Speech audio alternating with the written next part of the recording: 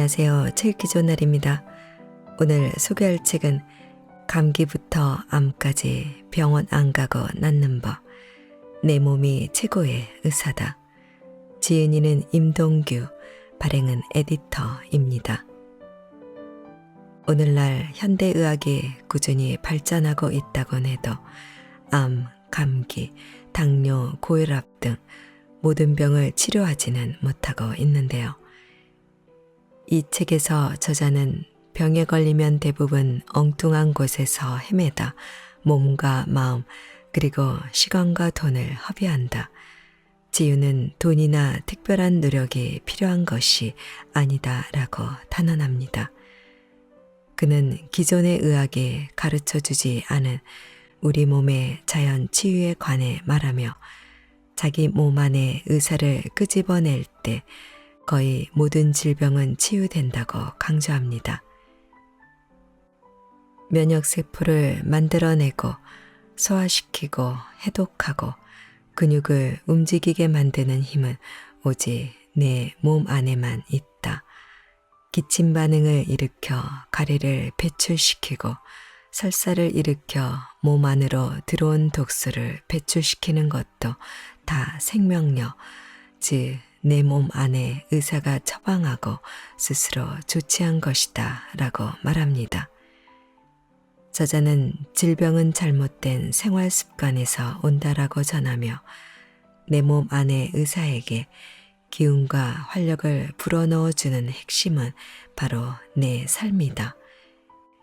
현미밥 채식으로 바꾸고 자연 속에서 과로하지 않고 적당히 움직이고 소박한 하루하루를 만족하며 보낼 때 치유된다. 이런 자연치유적 삶이 치유를 결정한다 라고 강조합니다. 자, 그럼 지금부터 잠시 책 속으로 들어가 보겠습니다. 오늘도 책 읽기 좋은 날과 함께 즐거운 시간 되세요. 구독, 좋아요는 사랑입니다.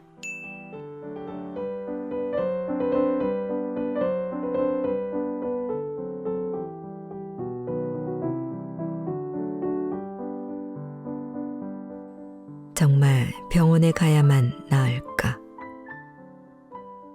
현대를 사는 환자들은 병원에 가야 의사에게 치료받아야 병이 낫는다고 생각한다.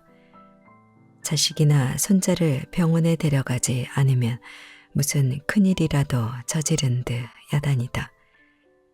병원에 안 가고 집에서 고치려다 문제가 생기면 자녀를 방치한 비정한 부모라고 비난한다.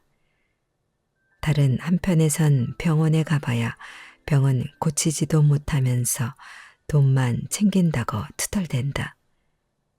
생각 있는 의사라면 자신이 고칠 수 있는 병이 별로 없다고 넋두리한다.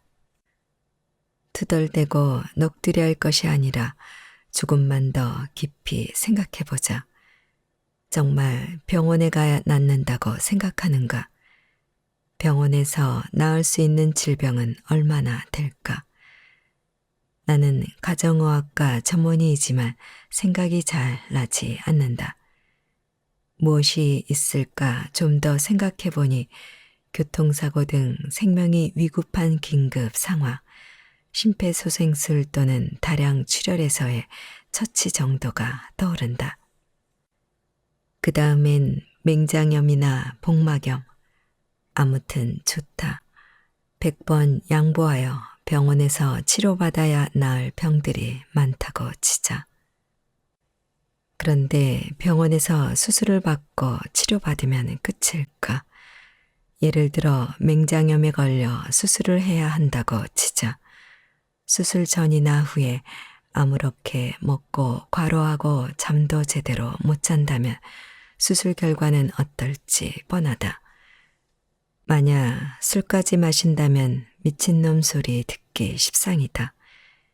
이처럼 맹장염조차 수술 그 자체로만 병을 낫게 할 수는 없다. 오히려 수술보다 더 중요한 것은 일시적이나마 술, 담배는 물론 고기나 과로도 피해야 한다. 적어도 전날 입원하고 수술 뒤에도 며칠 동안 충분히 쉬어야 한다. 그래야 수술 후유증 없이 잘 아문다. 결핵 환자가 약을 먹으면 끝일까? 여전히 술, 담배, 과로와 스트레스 속에 머물러 있다면 아마 나을 것이라고 말할 사람은 하나도 없을 것이다. 술, 담배를 끊고 푹 쉬고 고기를 피하고 잘 잔다는 의미는 무엇일까? 바로 자연 치유력을 깨우는 행위이자 내 몸 안의 의사로 하여금 치유 과정에 나서도록 돕는 행위다. 이것이 잘 작동되면 상처는 빠르게 아문다. 그러나 이 행위가 생략되면 아무 소용이 없다. 명의도 소용없고 수술이 잘 되어도 소용없다. 만약 수술을 하여도 여전히 술과 고기를 먹고 잠도 제대로 못 자면서 과로와 스트레스에 자신을 내던진다면 아무리 잘 꿰매고 잘 붙이고 항생제를 들이부어도 소용없다.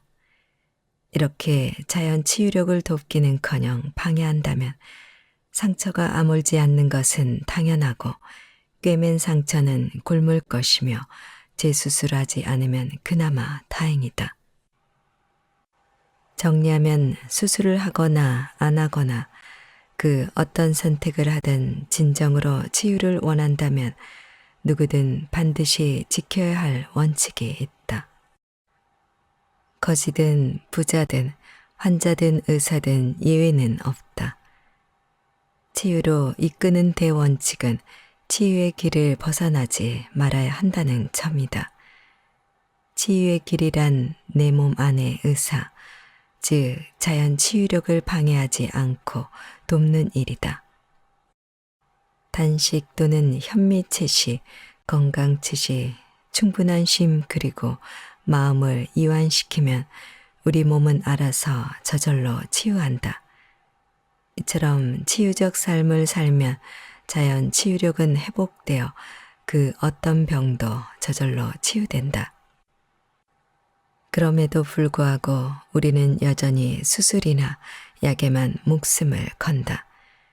한 번이라도 건너뛰면 무슨 큰일이라도 벌어진 듯 야단이다. 반면 현미밥을 오래 씹고 적당히 움직이며 과로를 줄이라는 처방은 귀등으로도 안 듣는 환자가 많다. 바로 이런 태도야말로 질병을 키우는 가장 큰 원인이다. 진정으로 치유를 원한다면 생각에 변화를 주어야 한다. 기존의 관념을 모두 버려도 좋다는 생각으로 마음을 열어놓아라. 그리하면 치유의 축복으로 가득 채워질 것이다. 병은 저절로 치유된다. 낫기 위해 애쓰지 마라. 일반적으로 병에 걸리면 무언가 해야 한다는 생각에 사로잡힌다. 특히 중환병인 경우 집안이 감당하기 어려울 정도의 비용도 마다 않고 지불해 가면서 특별한 치료에 매달린다. 유명한 병원이 어디 있나 두리번거리고 경제적 여유가 있는 집안은 해외로 날아가기도 한다. 결과가 좋으면 그나마 다행이지만 안타깝게도 대부분 돈은 돈대로 날리고 건강은 더 악화된다. 의료기술이 발전해도 의료비가 증가해도 마찬가지다. 왜 그런가? 나는 그 이유가 치유 원리를 이해하지 못하고 무작정 덤비기 때문이라고 생각한다. 치유에 이르는 길은 그리 특별하지 않다. 치유의 길은 평범하고 보편적인 길이다. 그런데도 특별한 치료법에 매달린 나머지 나올 수 있는 길을 보지 못하고 기회를 놓친 결과다. 특별한 치료법에만 매달린 대가 아닌 대가다. 간혹 말기암 환자가 완치되었다는 반가운 소식을 접한다. 그들을 암에서 완전히 벗어나게 해준 것은 우리가 잘 알고 있는 항암 치료법이 아니다. 또 한 가지 기억해야 할 것이 있다. 특정 질병에 대한 특정 치유 원리는 존재하지 않는다. 암 치료의 항암제, 결핵 치료의 결핵약, 아토피 치료의 아토피 치료법이 각각 따로 있는 것이 아니다. 치유 원리는 특정 질병에만 적용되는 것이 아니다. 모든 질병, 모든 사람에게 해당된다. 치유 원리는 단 하나이고 치유 요소는 공통적이다. 다만 질병에 따라 사람에 따라 치유 요소의 비중이 다를 뿐이다. 이제부터 어떻게 해야 병, 암이 낫는지 그 원리를 살펴볼 것이다. 이 치유 원리를 이해하고 올바로 받아들인다면 어떤 질병이든 어떤 환자든 치유로 이끌 수 있는 지혜를 얻을 것이다. 그렇다면 병은 어떻게 나을까? 찢어진 살이 어떻게 아물고 부러진 뼈는 어떻게 붙을까? 이상 증식하는 암세포나 병원균이 몸속에서 증식하여 생긴 감염 질환은 어떻게 제어되고 몸이 회복될까? 약일까 수술일까? 결론부터 말하자면 전혀 그렇지 않다. 예를 들어보자. 살이 찢어졌으면 어떻게 할 것인가? 병원에 가서 꿰매야 한다고 그럼 찢어진 소가죽 가방이나 토막낸 삼겹살을 잘 꿰매 놓으면 다시 붙을 거라고 생각하는가? 물론 아니라고 대답할 것이다. 찢어진 소가죽 가방이나 삼겹살은 아무리 잘 꿰매도 붙지 않지만 살아있는 생명체의 피부는 꿰매는 것과 상관없이 서로 붙어 아문다. 당뇨병 등 심각한 상태가 아니라면 큰 어려움 없이 살은 아문다. 왜 그런가? 또 뼈가 부러졌을 땐 병원에 가서 석고붕대를 해야 뼈가 붙는다고 여긴다. 정말 그럴까? 그렇다면 어제 먹다 버린 닭의 뼈를 석고붕대로 감아 놓으면 붙을까? 말도 안 된다고 여길 것이다. 살아있는 사람의 뼈는 붙지만 미라의 뼈는 붙지 않는다. 왜 그럴까? 이런 차이가 나는 것은 바로 생명이다. 생명이 있느냐 없느냐에 따라 찢어진 살이 붙고 안 붙고 뼈가 붙고 안 붙고가 결정된다. 치유를 결정하는 것은 내 몸의 생명력이다. 살아있는 생명체에는 피부를 아물게 하는 힘, 뼈를 붓게 만드는 힘, 감기 바이러스를 이기는 힘, 암세포 발생을 억제하고 제어하는 힘이 있다. 이 힘이 치유하는 힘, 바로 치유력이다.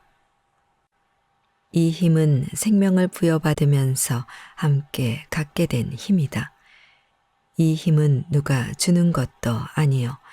외부에서 만들어낼 수 있는 것도 아니다. 외부에서 누군가 스위치를 올려 작동시킬 수 있는 것도 아니다. 스스로 생성되어 저절로 작동한다. 우리는 이 힘을 자연 치유력이라고 말한다. 이 힘은 살아있는 생명체에만 있다. 죽은 시체에는 이 힘이 없다. 따라서 아무리 좋은 약을 바르고 먹여도 아무리 정교하게 꿰매고 붙여주어도 죽은 시체의 살과 뼈는 붙지 않는다. 그렇게 치유는 스스로 저절로 자연적으로 이루어진다고 나는 말한다. 치유는 상처를 꿰매거나 부목을 대는 것과 상관없이 내 몸이 스스로 알아서 저절로 한다. 그래서 스스로 치유다. 때문에 병이 낫는다는 의미의 한자는 치료가 아니라 스스로 자, 그럴 연자를 붙여 자연 치유다. 그리고 질병을 치유하는 힘을 자연 치유력이라고 한다. 스스로 치유는 기술로 하는 것이 아니다. 치유는 내 몸속에 존재하는 치유하는 힘, 자연 치유력이 스스로 상황을 판단해서 처방을 내리고 저절로 작동하여 이루어진다. 내 몸이 스스로 알아서 치유하므로 자연 치유 과정에는 별다른 부작용도 한치의 오차도 없다. 살이 찢어졌으면 지혈시키고 살을 차오르게 하고 감기 바이러스가 들어오면 열을 내서 면역을 강화시키는 이 일은 그 누구도 시킨 적이 없다. 내 몸이 스스로 알아서 한다. 그래서 히포크라테스는 내 몸 안의 의사를 말한 것이다. 100번 양보해서 상처를 꿰매야 하고 부목을 대야 한다고 치자. 그렇게 했으니까 술 마시고 고기와 인스턴트 식품으로 배 채우고 과로하고 상처를 더럽혀도 살이 아물고 붙을 거라고 믿는가? 붙는 것은 고사하고 덧나고 곪지 않으면 다행이다. 왜 그럴까? 그 이유는 내 몸 안의 의사가 일하려는 것을 방해했기 때문이다. 그런데 사람들은 내 몸 안의 의사를 들여다보지 않고 병원의 의사를 찾는다. 치유는 그 어떤 전문가도 대신할 수 없는데 말이다. 왜 이런 착각을 할까? 살이 찢어지면 많은 사람들이 병원을 찾아가 꿰맨다. 그러면 대부분 아문다. 바로 이런 습관과 태도로 인해 벌어진 살을 차오르게 하고 붓게 하는 역할이 꿰매는 것이라고 믿어버린다. 그러나 이는 큰 착각이다. 상처를 꿰매는 것은 살을 차오르게 하는 일과 직접적인 연관이 없다. 다만 서로 맞붙게 해줌으로써 살이 차오르는 속도를 빠르게 해주는 역할을 한다.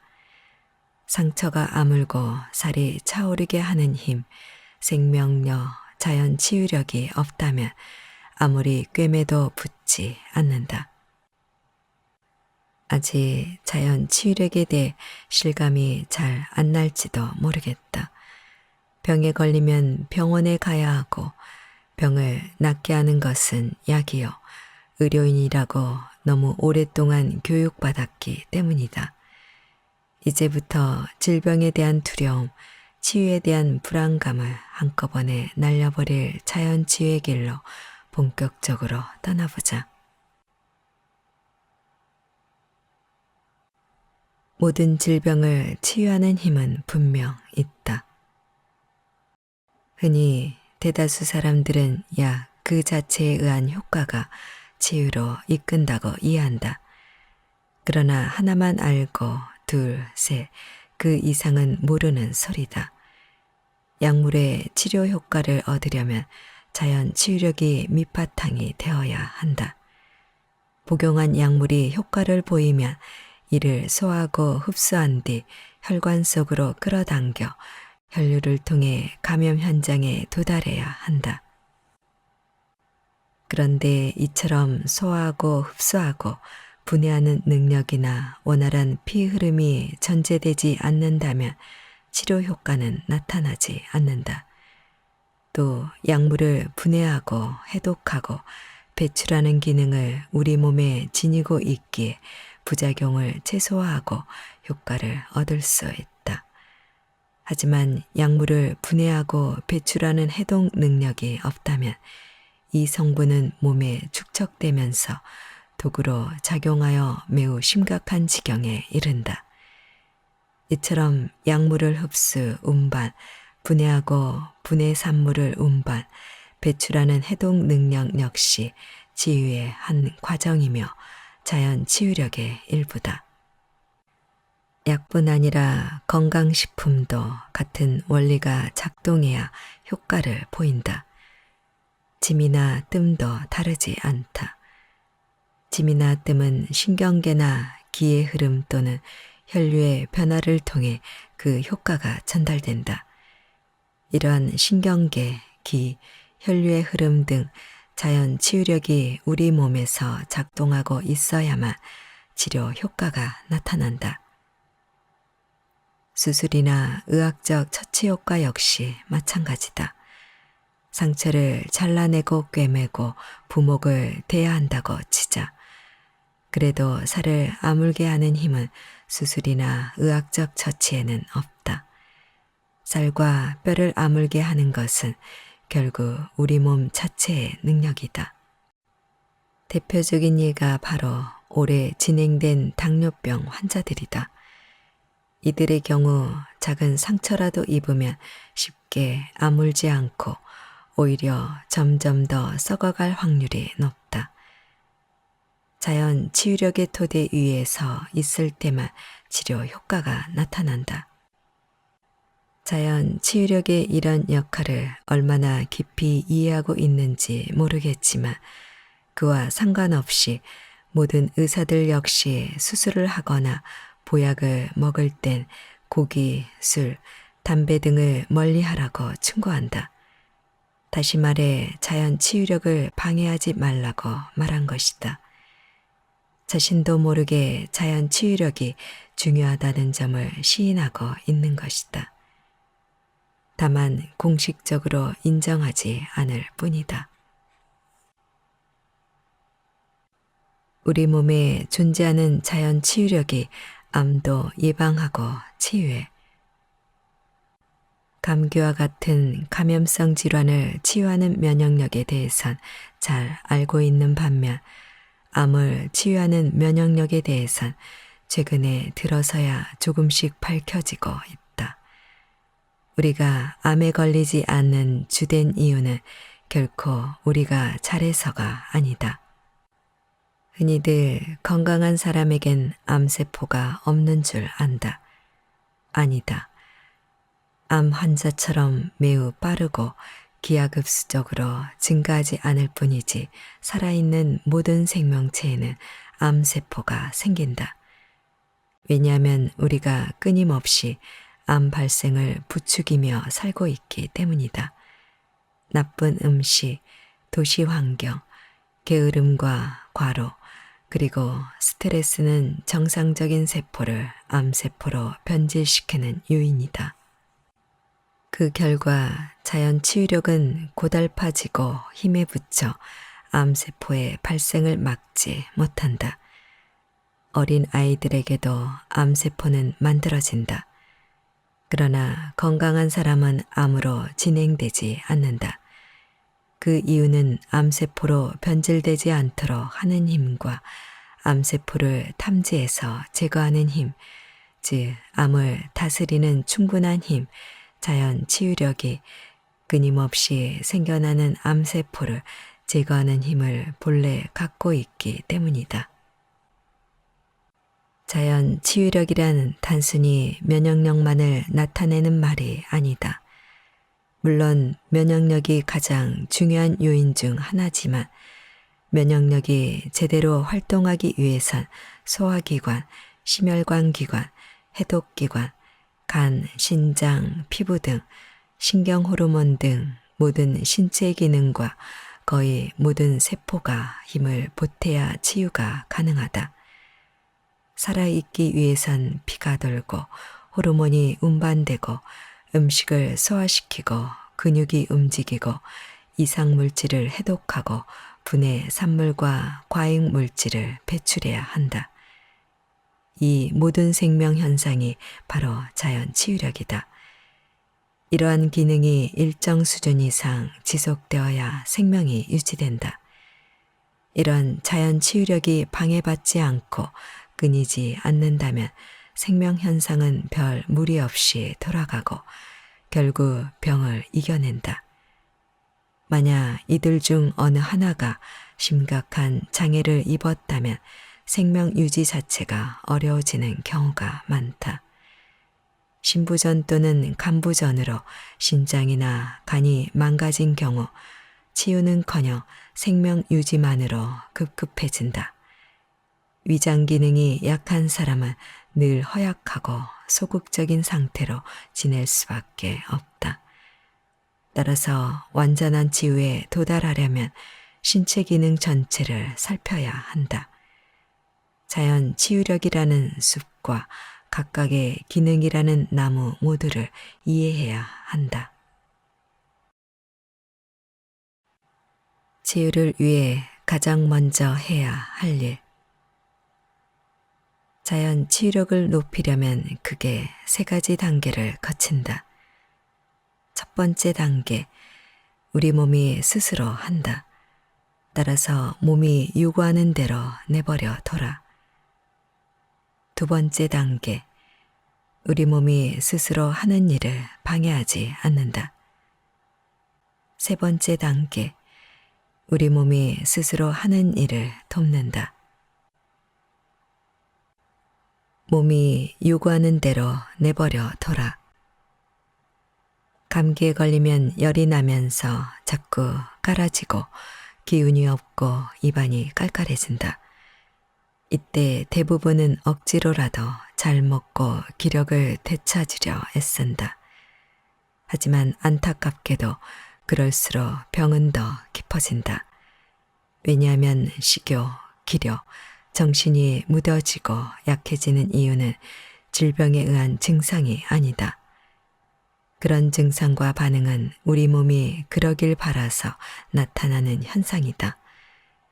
입맛을 떨어뜨려 먹지 말라는 소리이고 기운을 떨어뜨려 쉬라는 바람이며 정신을 무디게 만들어 신경 쓰지 말라는 뜻이지 억지로 먹고 기운을 내고 정신 차려 무리해서 일을 다시 하라는 뜻이 아니다. 동물들은 이를 본능적으로 알고 행동한다. 애완견이나 고양이는 아프면 전혀 먹지 않는다. 아무리 맛있는 것을 코앞에 놓아두어도 거들떠보지 않는다. 귀찮다는 듯 고개를 돌리고 계속 잠만 잔다. 심지어 물도 잘 먹지 않는다. 이렇게 지친 몸과 마음 그리고 몸속의 기관들이 쉬는 동안 에너지는 절약되고 그 에너지를 치유하는 데 몰아쓰게 된다. 다시 말해 우리 몸은 바이러스를 몰아내는 힘을 더 키우기 위해 불효불급한 다른 기능, 근골격계, 소화기계, 두뇌 등을 둔화시키며 쉬길 원해서 일부러 기력과 식욕을 떨어뜨린 것이다. 따라서 내 몸이 원하는 대로 몸과 마음을 쉬고 기다리고 있으면 우리 몸은 알아서 치유한다. 마찬가지로 설사를 하면 우리 몸이 스스로 알아서 독을 빼내려는 몸짓이구나 하고 감사히 받아들이면서 무언가 먹이려 들지 말고 그냥 기다리고 있으면 더 빨리 회복된다. 모든 증상은 우리 몸이 원하는 나름의 목적이 있기에 발생한다. 우리를 괴롭히려고 증상이 생기는 게 아니다.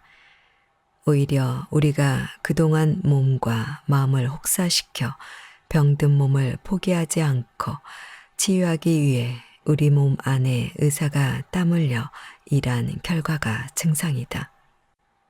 증상이 꼭 겉으로 드러나는 것만은 아니다. 자연 치유력을 높이기 위해 우리 몸 스스로 소리 소문 없이 하는 일은 훨씬 더 많다. 암이 생길 수밖에 없게 살면서 유전자가 손상받고 종양세포로 전환되려 할 때 우리 몸은 아무 말 없이 망가진 부위를 고친다.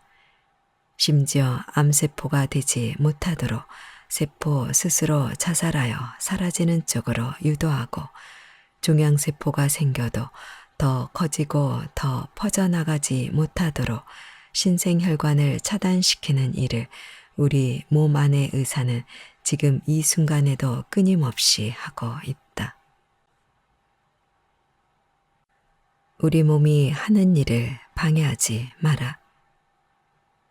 그럼에도 부모들은 열심히 먹이려 한다. 한두 끼는 물론 그보다 더 오래 굶어도 문제는커녕 치유를 더 빠르게 돕는 행임에도 그새를 못 참는다. 억지로 먹이기 위해 달고 먹기 좋은 죽을 대령한다. 과일이면 그나마 다행이지만 달콤한 케이크나 햄버거 등으로 사라진 아이들의 입맛을 자극하려 한다.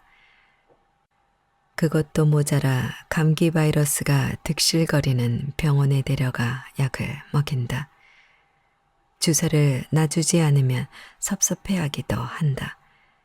아주 심한 고열을 제외하고 해열제를 사용하는 것은 아무런 도움이 안 될 뿐 아니라 오히려 치유를 방해하는 행위다. 당뇨병도 마찬가지다. 너무 잘 먹어서 췌장이 기절한 상태가 당뇨병인데 빠진 살을 보충하겠다고 사고를 고아 먹이려 든다.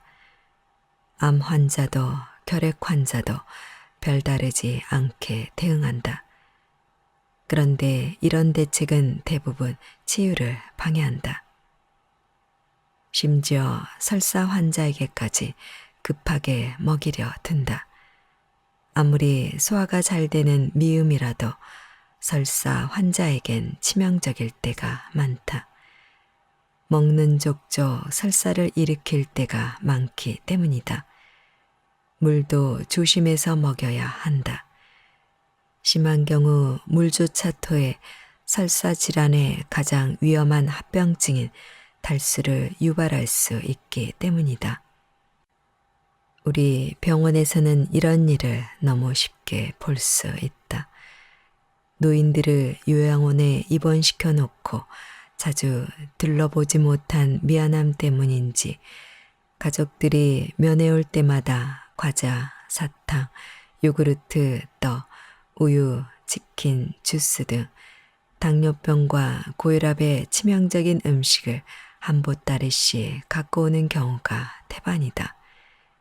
병원에서 사전교육을 시켜도 별 생각 없이 사오는 경우가 종종 있다. 애써 사온 음식을 차마 버릴 수 없어 일단 허용한다. 그런데 가족들이 돌아가고 나면 가족이 남긴 사랑의 후유증이 병원을 힘들게 한다. 설사하는 환자, 혈당이 높아진 환자 등등 가족의 사랑이 오히려 병을 악화시킨다. 치유를 방해하지 말라는 이 말은 너무나 당연한 말처럼 누구나 받아들인다. 하지만 이렇게 당연한 말을 너무나 당연하다는 듯 어기고 산다. 삶의 모습에 변화를 주어 치유를 도와라. 감기는 대개 하루 이틀 굶고 입을 뒤집어 쓴 채 푹 쉬면 끝난다. 그러나 예전처럼 돌아가면 또 감기에 걸린다. 따라서 감기에 다시 걸리지 않으려면 감기에 잘 걸리지 않는 생활 습관이 필요하다. 암처럼 심각한 질병인 경우 반드시 평생에 걸쳐 암을 예방하는 삶, 암을 치유하는 삶을 만들어 가야 한다. 너무 과로하지 말고 적당히 쉬면서 충분히 숙면을 취하고 몸에 해로운 달고 기름진 음식과 외식은 피하는 대신 현미밥 채시 위주로 식사하고 맑은 공기와 물 그리고 햇볕 등 자연 환경과 친해지고 지나친 긴장이나 스트레스를 내려놓으려 하는 태도가 필요하다. 이렇게 건강한 삶을 누리면 당연히 감기는 오지도 않고 설령 온다 해도 쉽게 치유된다. 또한 우리가 늘 걱정하는 당뇨병, 고혈압, 뇌졸중, 암 역시 우리 곁에 머물 겨를이 없다.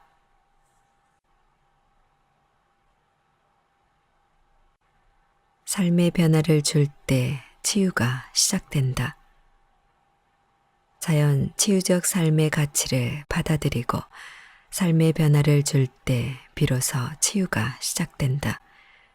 자연 치유적 삶이 더 풍성하게 유지될 때 치유는 완성된다. 지금보다 한 발 한 발 더 내디뎌야 한다. 삶을 바꾸는 일을 한시적으로 끝냈다면 치유는 그 자리에 머물러 버린다. 물질적 욕심을 조금 내려놓고 산골짜기로 이사해 텃밭 농사를 지으며 맑은 공기를 마시고 건강한 음식을 먹고 지낸다 해도 병원 일과 환자 치유 그리고 글쓰기에 쏟는 마음이 지나쳐 긴장과 걱정 속에 지낼 때 나 역시 편히 묽어지거나 속이 쓰리고 불면증이나 부정맥 등이 나타난다. 이 상황을 직시하고 마음을 내려놓으려 명상과 기도를 하면서 일찍 자고 부족한 신체 활동을 텃밭일로 보충하고 야채 비율을 높이고 오래 씹어 먹는 등 습관을 바꾸면 증상이 가라앉는다. 그러나 마음 내려놓기가 생각대로 잘 되지 않을 때 종종 새벽녘에 눈을 뜨게 된다. 자연 치유적 삶으로 완전히 변하지 못한 대가다. 이 상황을 끝내 벗어나지 못한다면 나도 쓰러진다. 상대적으로 숲 산책하기 알맞은 공기 좋은 곳에 위치하고 건강한 먹을거리가 제공되는 우리 병원에 입원한 암 환자라도 완벽주의적이거나 소심한 성격을 버리지 못한다면 치유에 이르지 못할 수도 있다. 자연 건강 프로그램에 따라 몇 주간 열심히 따라할 때는 좋아지더라도 그 생활을 멈추면 치유 역시 멈춰버린다. 오늘 24시간 중 얼마나 길게 같은 시간 같은 일을 하더라도 얼마나 알차게 얼마만큼 긍정적으로 보내느냐에 따라 그리고 이 하루가 내일 또 이어지느냐에 따라 삶의 완성도가 결정된다. 아무리 낙천적이고 성격이 좋아도 뚱뚱해지고 고지혈증을 유발하는 육체적 게으름과 탐욕적 음식을 지나치게 많이 섭취하는 생활 습관을 바꾸지 않는다면 끝내 뇌졸중이나 심장병으로 쓰러진다. 다행히 그 사실을 깨닫고 이러한 생활 습관을 고쳐 치유에 잠시 이르더라도 나태해져 다시 옛 습관으로 되돌아간다면 그땐 보다 더 심각한 상황에 직면한다. 그러나 중증 질환에 걸리고도 삶의 변화를 주지 못하는 사람이 생각 외로 많다. 특별한 치료법을 찾기 전에 자기 삶을 먼저 돌아보는 사람은 드물다. 그래서 많은 사람들이 특별한 치료법에 의존하다가 치유에 이르지 못한다. 애석하게도 끝까지 치유를 유지하는 사람은 드물다. 주치의를 수십 명씩 거느리고 있어도 삶을 바꾸지 않으면 무용지물이다. 경무를 계속하면서 나을 수 있는 사람은 아무도 없다. 신비의 명약을 갖고 있어도 수술의 대가인 명의를 만났어도 자기 삶에 변화를 주지 않으면 치유는 불가능하다. 도시에서 주말 텃밭 활동을 하고 베란다에 채소를 길러 먹고 환기를 자주 시키고 걷고 청소하는 삶으로 바꿔야 한다. 더 나아가 탐욕과 과로 그리고 스트레스를 멀리하고 혀끝에 만족을 멀리하고 타인을 부리는 게으름의 현대 문명 생활을 멀리하면서 무엇이든 아끼는 소박하고 자연적인 삶을 완성시켜야 한다. 별 생각 없이 머물렀던 병을 만드는 삶에서 발길을 돌려 자연 치유적 삶을 향해 끊임없이 나아갈 것인가? 아니면 그 자리에서 여전히 뭉그적거리며 머물 것인가? 자연 치유적 삶에 대한 가치를 충분히 이해하고 받아들여 굳건히 실천해 나가는 삶을 살아갈 것인지 말 것인지를 이제 우리는 선택해야 한다.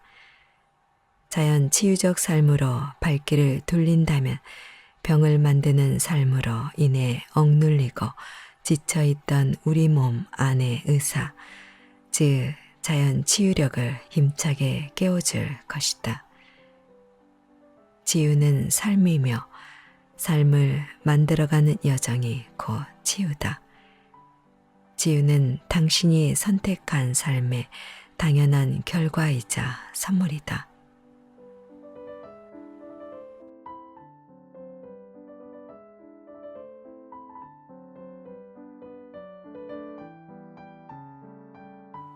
책 읽기 좋은 날 오늘은 감기부터 암까지 병원 안 가고 낫는 법, 내 몸이 최고의 의사다를 보내드렸습니다.